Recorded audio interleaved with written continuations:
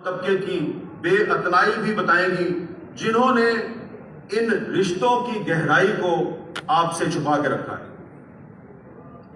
آپ ہر سال پاکستان کے یوم آزادی اور یوم دفاع پر بہت سے ترانے اور ملی نغمے سنتے ہیں۔ ایک ترانہ تو پاکستان ایئر فورس کی باقاعدہ پہچان بن چکا ہے۔ بچے بچے کو اس ترانے کے یہ مصرعے یاد ہیں: تم ہی سے اے مجاہدو جہاں کا ثبات ہے، شہید کی جو موت ہے وہ قوم کی حیات ہے۔ یہ بہت مشہور ہے، شہید کی جو موت ہے وہ قوم کی حیات ہے۔ اب آپ اس کی ذرا بیک گراؤنڈ میں جائیں کہ یہ کہاں سے آیا۔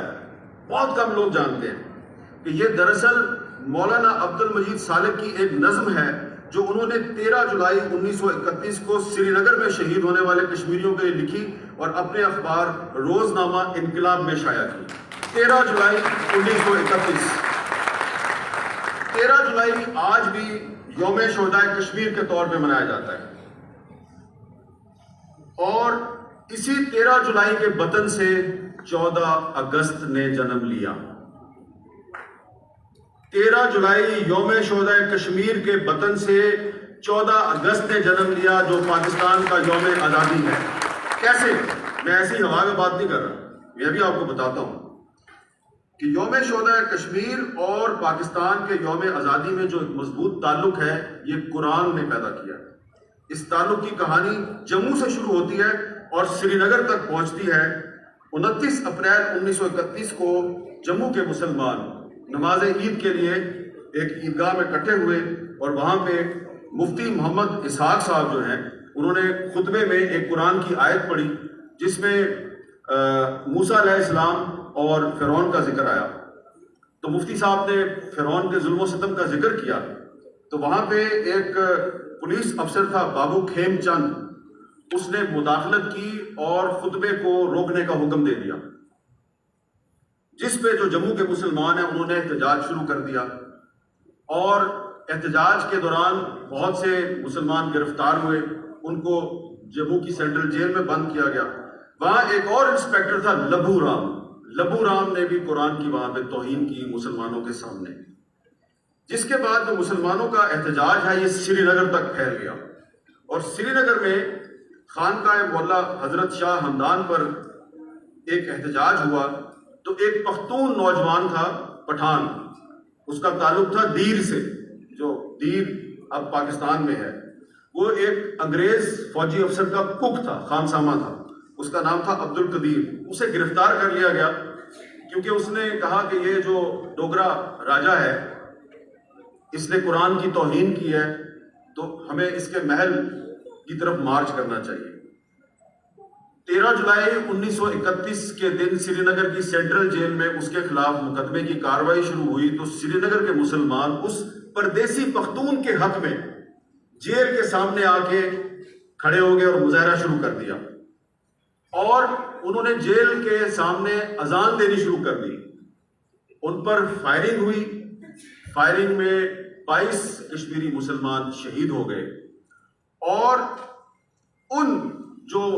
وہ جو مسلمان شہید ہوئے ان کے لیے یہ ترانہ لکھا گیا، مولانا عبد المجید سالک نے لکھا۔ اور پھر یہ واقعہ جب علامہ اقبال کو پتہ چلا تو انہوں نے ایک کشمیر کمیٹی قائم کی۔ اس کشمیر کمیٹی کا پہلا اجلاس 9 اگست 1931 کو لاہور میں ہوا، اور اس میں یہ فیصلہ ہوا کہ 14 اگست 1931 کو یوم یکجہتی کشمیر منایا جائے گا، اور پھر 14 اگست 1931 کو لاہور کے باغ بیرون موچی گیٹ میں علامہ اقبال کی صدارت میں ایک بہت بڑا جلسہ ہوا، بہت بڑا، اور وہاں پر علامہ اقبال نے خود کشمیر کی آزادی کے نعرے لگوائے، اور کشمیر کی تحریک آزادی کا باقاعدہ اعلان علامہ اقبال نے اپنی زبان سے 14 اگست 1931 کو کیا۔ اب آپ کو میں ایک اور بات بتاتا ہوں، خاص طور پہ جو میرے یہاں پہ صحافی دوست ہیں، اور یہ بات کسی آپ کے کورس کی کتاب میں نہیں لکھی تھی۔ آپ نے یہ تو سنا ہے نا کہ پاکستان کا لفظ جو ہے وہ چودھری رحمت علی صاحب نے بنایا تھا، اور اس لفظ میں جو پے ہے وہ پنجاب کے لیے ہے، الف افغانیہ کے لیے ہے یعنی کہ خیبر پختونخوا کے لیے ہے، کاف کشمیر کے لیے ہے، سین سندھ کے لیے ہے اور تان بلوچستان کے لیے ہے۔ چودھری رحمت علی صاحب اس لفظ کو 1933 میں سامنے لائے، 1933 میں، لیکن آپ یہ سن کے حیران ہوں گے کہ 1928 میں ایک کشمیری صحافی سید غلام حسن شاہ کاظمی نے 7 روزہ پاکستان کے ڈیکلیریشن کے لیے ڈپٹی کمشنر ایبٹ آباد کو درخواست دی، 7 روزہ پاکستان۔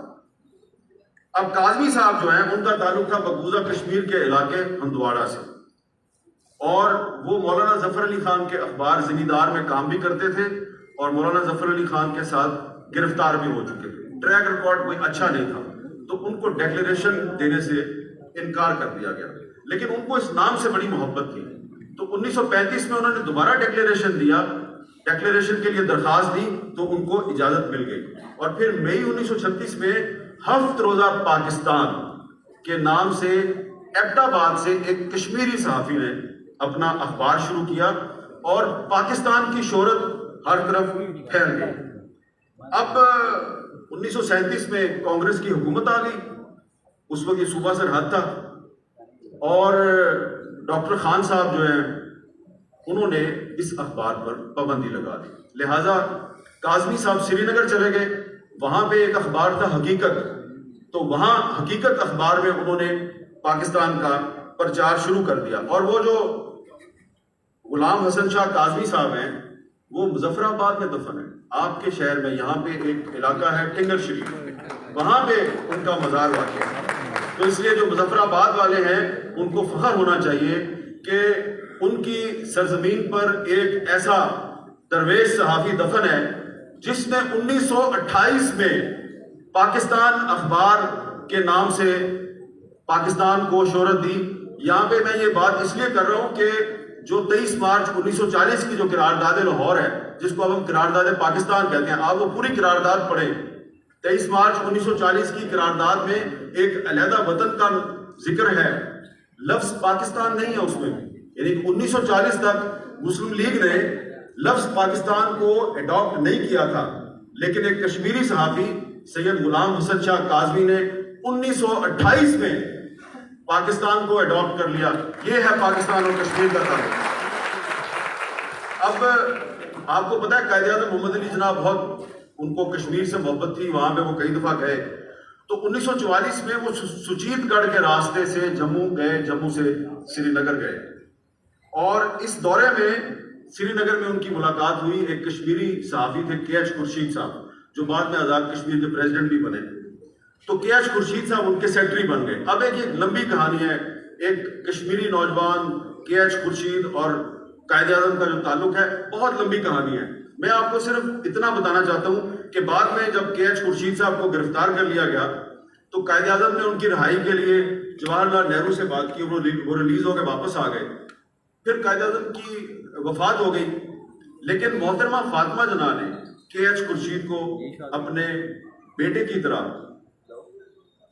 ان کے ساتھ سلوک کیا، اپنے ساتھ رکھا، اپنے خرچے پہ پڑھنے کے لیے بیرون ملک بھیجا، اور پھر جب ایک کشمیری خاتون سریا صاحبہ سے کے ایچ خورشید صاحب کی سیالکوٹ میں شادی ہوئی، تو کے ایچ خورشید صاحب کا جو شادی کا جوڑا تھا وہ فاطمہ جناح صاحبہ نے خصوصی طور پہ کراچی سے بنوا کے بھیجا، اور اس کے بعد جب شادی ہو گئی تو اس کشمیری وہ صحافی تھا جو وہ بیرسٹر بن چکا تھا، اسے اور اس کی دلہن کو فاطمہ جناح صاحبہ نے اپنے ساتھ کراچی میں اپنے گھر پہ رکھا، اور پھر وہ سریا صاحبہ جو ہے فواد احمد فواد صاحب یہاں موجود ہیں، ان کا تعلق اسی خاندان سے ہے، وہ پھر فاطمہ جناح کی سیکرٹری بن گئی۔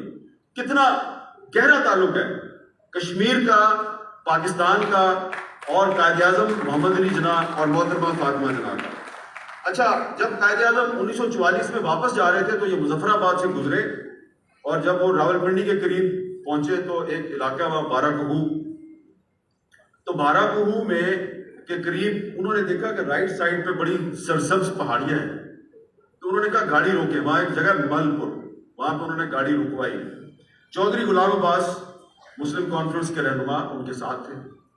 तो कायदे आज़म ने उनको बताया, पूछा, चौधरी साहब ये बताओ कि जब पाकिस्तान बन जाएगा तो उसका कैपिटल कहाँ पे होगा? तो चौधरी साहब ने कहा, जी लाहौर। उन्होंने कहा नहीं। उन्होंने कहा कराची। उन्होंने कहा नहीं। चौधरी साहब ने पूछा फिर कहाँ पे होगा दारुल हुकूमत? कायदे आज़म ने उनको अंग्रेजी में कहा कि दारुल हुकूमत इस सब्ज़ा जार में होगा, क्योंकि ये कश्मीर के बहुत करीब है। और ये जो बात है, ये मौलाना इस्माइल ज़बी साहब ने जो इस्लामाबाद पे किताब लिखी है इस्लामाबाद की हिस्ट्री पे, उसमें उन्होंने तारीखी शवाहिद के साथ इस बात को शामिल किया है। और उसके बाद बहुत सी बातें आप जानते हैं कि फिर पाकिस्तान तो 14 अगस्त को बना, लेकिन 19 जुलाई 1947 को श्रीनगर में मुस्लिम कॉन्फ्रेंस ने पाकिस्तान के साथ इल्हाक का ऐलान किया, और उसमें बहुत से रहनुमाओं का किरदार था। सरदार इब्राहिम साहब थे। फिर पाकिस्तान 14 अगस्त को बना, और 23 अगस्त को सरदार अब्दुल कयूम खान साहब जो है उन्होंने नीला भट्ट से अपनी तहरीक शुरू कर दी और मुजाहिद अव्वल कहलाए। तो पाकिस्तान के एक अजीम शायर अहमद फराज साहब का नाम आपने सुना है, बहुत कम लोग जानते हैं। फवाद साहब को तो पता है इस बात का, शायद मुनव्वर सईद साहब को भी पता हो, लेकिन बहुत से नौजवान जो है यहाँ पे उनको नहीं पता। ये जो अहमद फराज साहब है, ये जो 1947 में जो लोग यहाँ पे मुजफ्फराबाद आए थे कश्मीरियों का साथ देने और लड़ाई में हिस्सा लिया, इसमें अहमद फराज साहब भी शामिल थे। खुद आए यहाँ और जहाद कश्मीर में हिस्सा लिया। और फराज साहब जो है वो कभी कभी मुझे अपने घर पे वो तस्वीर दिखाया करते थे, तो मुजफ्फराबाद में यहाँ के लोकल मुजाहिदीन के साथ एक ग्रुप फोटो था। तो जो कश्मीर की तहरीक आज़ादी है, इसमें अल्लामा इकबाल, फैज अहमद फैज, अहमद फराज, हबीब जालिब, अहमद अदीम कासमी, पाकिस्तान के हर बड़े शायर का इसमें किरदार है। और जो इस वक्त मकबूजा कश्मीर में हमारे जो कश्मीरी भाई बहन हैं, उनमें जो शायर अदीब हैं, उन्होंने भी पाकिस्तान से मोहब्बत में बहुत नज़में लिखी हैं, बहुत उन्होंने इस पर आवाज़ बुलंद की है।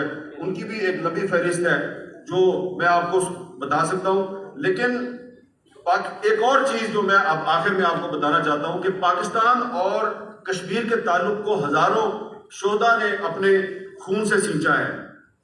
पाकिस्तानी फौज के पहले निशाने हैदर कैप्टन मोहम्मद सरवर ने भारत के ज़ेरे कब्जा जो इस वक्त कश्मीर का इलाका है उड़ी, वहां पर एक पहाड़ी है तल पतरा, वहां पे उन्होंने अपनी जान दी। और कैप्टन मोहम्मद सरवर आज भी मकबूजा कश्मीर के इस उड़ी के इलाके में उस पहाड़ी पे आज भी वहां पे दफन है। निशाने हैदर पाकिस्तान का मकबूजा कश्मीर में दफन है।